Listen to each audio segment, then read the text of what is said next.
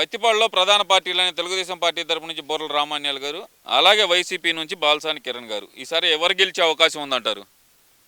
మామూలుగా అయితే జగనే గెలిచేవాడు.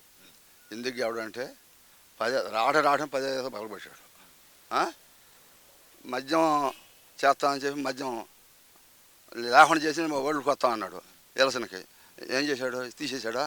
మద్యం చేసేయలేదు, మద్యం ఇంకా పెంచాడు. 10 పెచ్చు మా పొలానికి ఆయన రాళ్ళు బతికేంది, ఆయన పేరు వేసుకునేది మా పొలానికి టంపుల మీద మాకేమైనా పుట్టాడా? అంటే ఇక్కడ నాకు అర్థం కాని విషయం ఏంటంటే, ఈ రాళ్ల గొడవ ఏంది? చాలా చోట్ల ఇదే వినపడుతుంది నాకు. మా పొలాల దగ్గరకు వచ్చి వాడి పేరు వేసుకునేది రాళ్ళ మీద, మా టంపుల మీద. వాడు మాకేం డూప్లికేట్ ఒరిజినల్ వాడి దగ్గర అడ్డు పెట్టుకుంటాడా? రేపు పొద్దున పాటు వాడు గెలిచాడు అనుకో, మేము లేదు, మేము వెళ్ళిపోవాలి, కర్నూలులో కడప ఏడు దింకెళ్ళాలి. లేదు ఈ రాటం వదిలిపెట్టి ఇంకో రాటం వెళ్ళిపోవాలా మేము బతకాలంటే. వాడు చేసిన పని అది. అంటే రైతులు నిండా ముంచారంటారు. మామూలుగా ముంచాడు. అసలు ఆరిపోయాం అసలు మేము. పోలవరం 70% అయిందిగా, 72% దాన్ని బాగు చేసుగా. రాజధాని 40%, 50% అయిందిగా. దాన్ని బాగు చేసుకుంటే మళ్ళీ నువ్వే గెలిచావుడిగా. ఎందుకు ఆగం చేశాటిని? అంటే ఇవన్నీ ఆపటం వల్ల జగన్మోహన్ రెడ్డి గెలవడంటారు. అంతే మరి, నాశనం చేశాడు. మాకు వర్షాలు లేకపోయినా పోలవరం నుంచి మనకి నీళ్ళు వచ్చినాయి. నదిలో కిట్నా నది వచ్చినాయి. కిట్నా నదిలో నీళ్ళు అటు రాయలసీమ వెళ్ళి ఇటు మాకు వచ్చినాయి. గుంటూరు జిల్లా అందరికి వచ్చినాయి కదా, అందరూ పండించుకున్నాం కదా. మేము ఇవాళ నీళ్ళు రావని చెప్పి ఆదరాబాద్లో నీళ్ళు పెట్టారు మా వాళ్ళు. ఆదరాబాద్లో నీళ్ళు పెట్టేదానికి తుఫాను వచ్చింది. బలి అయిపోయారు జనం అంతా.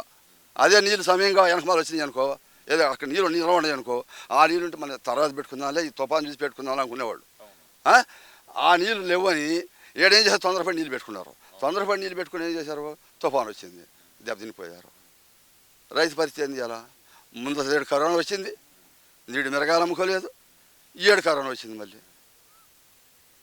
ఇంకా రైతు బాగుపడేది ఎప్పుడు? ఇంకా సరే, అవన్నీ రాష్ట్ర వ్యాప్తంగా సంగతి పక్కన పెడితే కనుక పత్తిపాడు నియోజకవర్గం ఎలా ఉందంటారు? పత్తిపాడులో టీడీపీ 2వ రాజధాని అంతే. అసలు మొట్టమొదటి టీడీపీ ఇది. కాకపోతే అప్పుడు రాజశేఖర్ వచ్చి 5 మట్టు టీడీపీ గెలిచిందని వాడు వచ్చి మార్చి రోడ్ల మండలం మొత్తం యాని చూడడానికి వచ్చి దీంట్లో కలిపి మమ్మల్ని నాశనం చేశాడు పత్తిపాడిని. రాజశేఖరే. రాజశేఖర్ లేకపోతే ఇది మారకపోతే అసలు పత్తిపాడు వాడు అసలు జీవితంలో రాజశేఖర్ వాళ్ళకి. మా ఊరు ఈ రోడ్లు మొత్తం కూడా టీడీపీ గవర్నమెంట్ వేసింది. వాడు కాంగ్రెస్ గవర్నమెంట్లో ఒక్క రోడ్డు కూడా వేసింది లేదు మాకు. ఒక్క రోడ్డు కూడా ఎక్కడ కూడా. ఈ ట్యాంకులు కట్టింది టీడీపీ గవర్నమెంట్, రోడ్లు వేసింది టీడీపీ గవర్నమెంటే. ఏంది వాడు ఒక ఆఫీస్ కూడా కట్టింది లేదు, సచివాలయం కట్టింది. ఆడ కట్టి మొదలు పెట్టాడు. ఎందుకు అసలు పనులు చేయటం? అది బగలదేమంటే ఎందుకు, ఇది కలిసి ఎందుకు? సరే, ఈ 5 సంవత్సరాల్లో పత్తిపాడులో ఏం అభివృద్ధి జరగలేదంటారా? ఏమి మాట. నేను కొనపాటు రూపాయి ఇప్పుడు ఆ గుంటలో ఎన్నుమాటి పడే ఉండం, ఎంతో జాగ్రత్తగా పోయి 3 గంటలు పట్టింది. పోయి చూద్దాం చూపిస్తారా గుంటలో 3 గంటలు పట్టింది. నేను మామూలుగా ఈ బాటను పోతే గుంటలో ఉండేదని చెప్పి ఆ బాటకు పోతే 3 గంటలు పట్టింది. వచ్చేప్పుడు మరి ఇటే వచ్చా. ఎడైతే 2 కిలోమీటర్లే, ఇదేం 15 కిలోమీటర్లు ఉంది. నిదానంగా బేక్ పట్టుకొని నిదానంగా గుంట పోయా. రోడ్ల కోసమే దాదాపు 50,000 కోట్లు ఖర్చు పెట్టాలంటే డబ్బు అంతా ఖర్చు పెట్టాడు. దాచి దిగాడు డబ్బు అంతా. అప్పుడు డబ్బు అంతా ఏం చేశాడంటే అప్పు తెచ్చి ఈ కలెక్టర్లకి, ఈ పోలీసు పెద్ద వాళ్ళు లేరు వాళ్ళకి ఇచ్చి, పోలీసులకి ఇచ్చి వాళ్ళ చేతి కింద పెట్టుకొని మమ్మల్ని నోటీస్ మాట్లాడకుండా వాళ్ళతోటి కొట్టిస్తా మమ్మల్ని చాలా ఇబ్బందులు పాలు చేసి, అవసరమైతే గొడవ కడతాను, మా వదారు ఇది, మా సొంతం ఇది, మీరు రావడానికి లేదని ఈ రకంగా మా ప్రచారం చేసి ఓళ్ళు భయపెడుతున్నాడు. ఓళ్ళు కూడా రాకుండా నేను పెన్షన్ తీసేస్తాను, ఇల్లు తీసేస్తాను. వాడు మాట్లాడే మాటలో వాడు బాబాయ్ సొమ్మ. మరి ఆయన ఏదో మరి నేను సొంత సొమ్మే ఇస్తున్నాను ప్రజలందరికీ సొమ్ము ఇచ్చేదే. మేము పొన్ను గడచలేదా, తాసులు గడచలేదా? వాడు సొమ్ము ఇచ్చేది ఏంది? మా సొమ్మే ఇది, మా సొమ్ము. వాడు ఆడదానికి వచ్చి చెప్పను. వాడు అప్పు తెచ్చాడు. అప్పు తెచ్చిన డబ్బులు ఎవరికి ఇచ్చాడు చెప్పను? ఎంత పంచాడు చెప్పమని? అసలు 2,70,000 కోట్లు పంచానంటే ఎవరికి పంచాడు? పేదలకే పంచాను అంటున్నాడు. పేదలకు పంచాడా? వాళ్ళ ఆఫీసర్కి ఇచ్చిన డబ్బు అంతా వాళ్ళ ఎమ్మెల్యేలు పంచుకుని డబ్బు అంతా ఏం చేశాడు? అది చెప్పమను. వాళ్ళ ఎమ్మెల్యేలకి 30 మంది ఉంటారు వాళ్ళు, మేనాళ్ళు. ఆ 30 మందికి ఒకళ్ళు 2 లక్షలు 3 లక్షలు ఇస్తున్నాడుగా. దేనికి వాళ్ళకి అంత డబ్బు? సలహాదారులు కదా, సలహాలు ఇస్తున్నారు కదా. ఏం సలహా? ఏమి దేశం ఆరోపణ సలహా ఇచ్చేది? ఏం మంచి సలహా ఇచ్చాడు అన్నా ఒకడన్నా?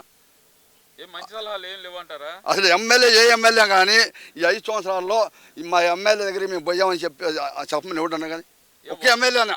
వాళ్ళే గడప గడపకే వచ్చి తిరుగుతున్నారుగా. ఏడా బస్ యాత్ర పెడితే ఎవడు కూడా లేడు, ఇంటికి పోతే తలుపులు దిగుతున్నారు. ఏడవాడు మాట ఏంది? ఎక్కడ లేదు. ఉట్టి మాటలు అని మాయ మాటలు చెప్పి నేను 170 గెలుస్తామని చెప్పేది. ఎందుకంటే మోసం, అసలు గెలవటం లేదు, పోలేదు. గెలిచాడు అనుకో మోడీని చేతి కింద పెట్టుకొని ఏదైనా మోసం చేస్తే అటు మోసం చేయాలి, అంతేగాని లేకపోతే గెలవడానికి లేదు. జనం అందరికీ తెలుసు, అంత పిచ్చాడేం కాదు. జనానికి కూడా భయం ఉంది. ఎట్ట భయం ఉందంటే మోడీ కలిసి ఇద్దరు కలిసి ఏదైనా ఏటీఎంలు కలిసి అది మోసం చేస్తారనే ఆలోచన ఉంది. అది ఏమైనా చేయకపోతే అసలు మామూలుగా పేపర్ అయితే ఓటు వేయటం అయితే వాడు అసలు ఏం చేయలేడు వాడు. సరే ఇవన్నీ పక్కన పెడితే కనుక ముందర ఈ ఎమ్మెల్యేలు వాడే భాషను ఎలా చూడాలంటారు? ఎమ్మెల్యేలు మాట్లాడుతున్నారు కదా, కొడాల నాని కానీ వీళ్ళందరూ. బూతులు తిడతాం అనేది సంవత్సరాల పాటు పుట్టే తిట్టచ్చు అసలు బూతులు. వాడు కంఫర్ట్ పుట్టాడుగా, ఆ బూతులు తిట్ట అసలు నీకు ఇచ్చింది ఎవరు? చీటి ఇచ్చింది ఎవరు? రాయాలి బీఫారం ఇచ్చింది ఎవరు? చంద్రబాబేగా. కాళ్ళు పట్టుకొని ఎవరిని పక్కన పట్టుకొని బతిమాలుకొని ఆయన బీఫారం తెచ్చుకున్నావుగా, 2 మాటలు గెలిచావుగా, 3 అమ్మలు ఏం పట్టింది నీకు? వాడు సంవత్సరం నాకు ఈయన తిడతావా? మళ్ళీ ఏదైనా ఈ పోతే మళ్ళీ వాడి ఎవరి దగ్గరికి వచ్చి ఈయన తిడతావు. ఇదని చేయాల్సింది. నువ్వు ఏడగలిసి సరిగా అయ్యి, లేకపోతే ఇంట్లో గుక్క మేలకుండా. సరే పోలవరం గురించి మాట్లాడుతున్నారు కాబట్టి మన అంబటి రాంబాబు గారు మరి ఆయన ఏం చేస్తున్నారంటారు పోలవరం కట్టకుండా? పోలవరం జోలు అసలు లేదానికే. ఏదంటే రాజధాని పోలవరం చేస్తే చంద్రబాబు పేరు వచ్చిందని చెప్పి ఈ మొత్తం మూలనేసాడు. 3 రాజధాని 3 పిల్లలు చేసుకున్నాడు ఈడు. పవన్ కళ్యాణ్ చేసుకున్నాడని మాట్లాడుతున్నాడుగా. ఈడు కూడా 3 పిల్లలు చేసుకొని 3 రాజధానులు పెట్టమను. ఇవి కూడా 3 రాజధానులు పెట్టమని 3 పిల్లలు చేసుకొని అందులో తప్పితే ఇంకా మార్గం లేదు. ఒక రాజధానికే ఏడాది లేదు, 3 రాజధానులు అంటారు ఇక్కడికి. సరే ఈ పత్తిపాడులో సమరంలో ఎవరు గెలిచే అవకాశం ఉంది? ఎంత మెజార్టీ వచ్చే అవకాశం ఉంది అనుకుంటున్నారు మీరు? 15,000 మెజార్టీ వచ్చింది అనుకుంటున్నాం. ఎవరికి? టీడీపీ పక్కాగా రామాన్యాల గారు గెలుస్తారంట.